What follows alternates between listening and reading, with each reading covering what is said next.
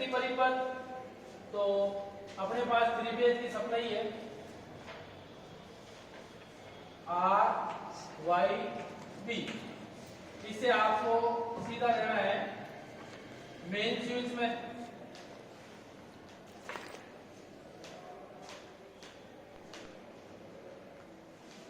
ये आपका क्या है मेन स्विच। अब आपको यहां लगाना है बैकअप फ्यूज। प्रत्येक लाइन के सेंडिकर में बैकअप फ्यूज लगेगा।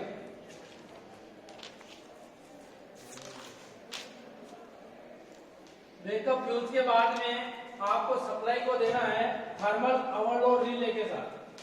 ये प्रत्येक लाइन के सीरीज में लगती है थर्मल ओवरलोड रिले।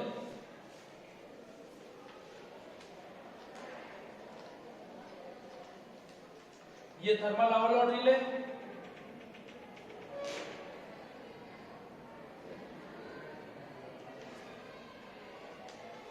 ये थर्मल ओवरलोड रिले का कॉन्टेक्टर है।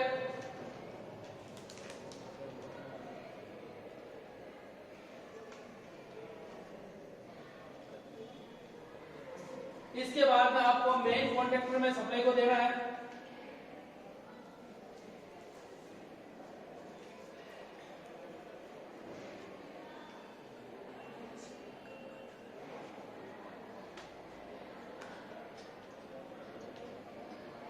और यहां पर ये ऑक्सिलरी कॉन्टेक्टर लगेगा।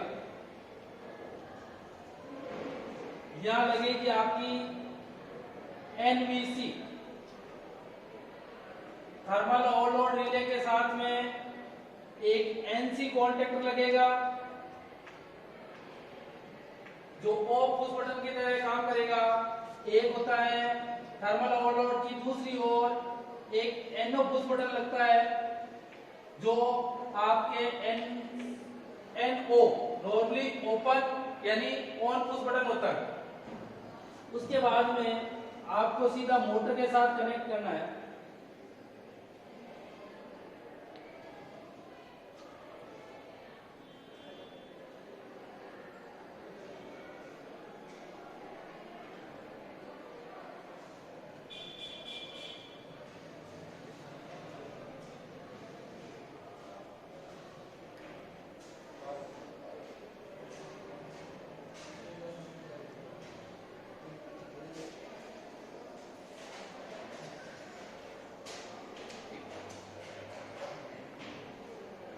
अब मोटर को आप या तो डेल्टा कनेक्ट करके मोटर को चला सकते हो या स्टार करके। इस मेन कॉन्टेक्टर से सीधी सप्लाई आपको इस मोटर को देनी है।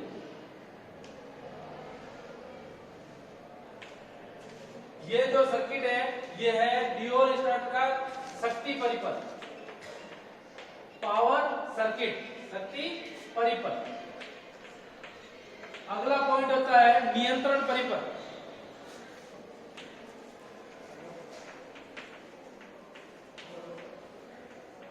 यह है आपका नियंत्रण परिपथ।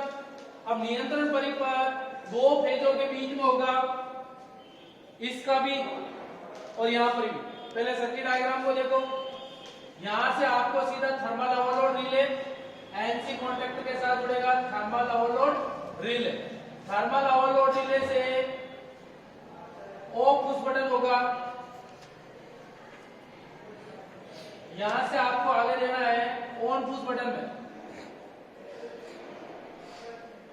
ये आपका on push button, on push button के समांतर क्रम में ऑक्सिलरी कॉन्टेक्टर लगेगा। ऑक्सिलरी कॉन्टेक्टर के हम आगे चल रहे हैं। उसके बाद में आपका लगेगा NVC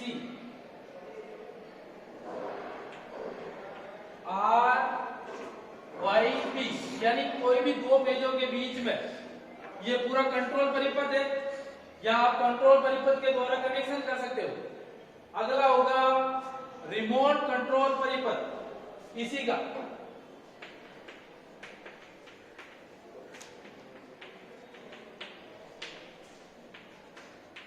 अब रिमोट कंट्रोल परिपथ क्या होता है?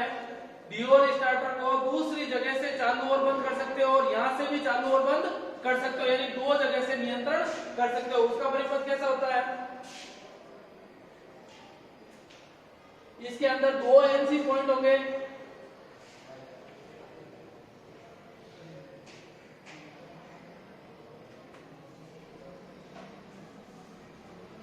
दो और पुश बटन होंगे,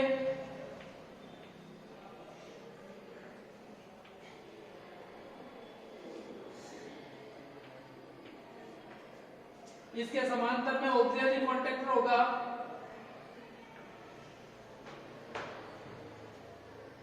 उसके बाद थर्मल ओवरलोड रिले, उसके बाद आपका एनवीसी।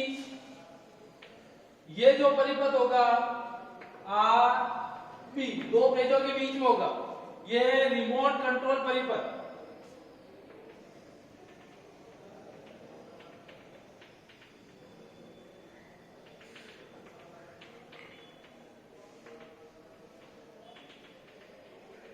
ये रिमोट कंट्रोल परिपथ यानी दोनों ही प्रकार का नियंत्रण परिपथ ड्यूल स्टार्टर के पावर पर कनेक्शन करके आप इसका नियंत्रण कर सकते हो।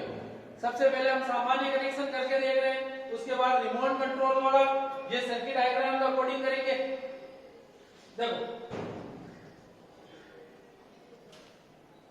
ये आपकी है एनवीसी नो वोल्ट कॉइल।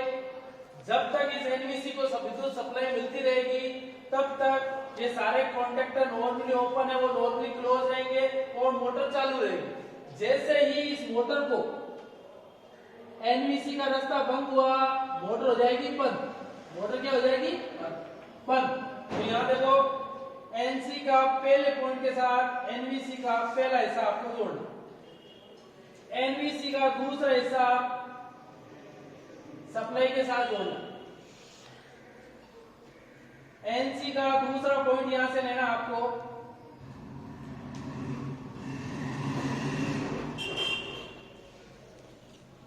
वो यहां जोड़ना आपको, यानी ऑन पुश बटन के पहले पॉइंट पर।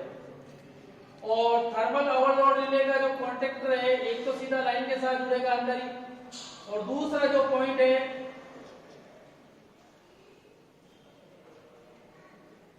वो इसके साथ यहां जुड़ेगा। और ऑक्सिलरी कॉन्टेक्टर इस ऑन पुश बटन के समांतर है,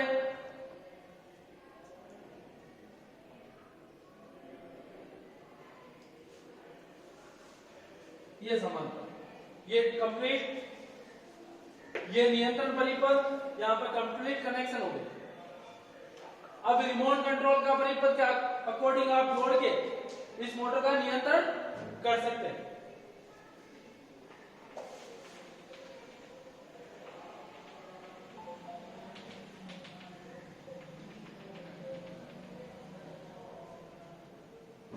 iron क्लड triple pole main switch,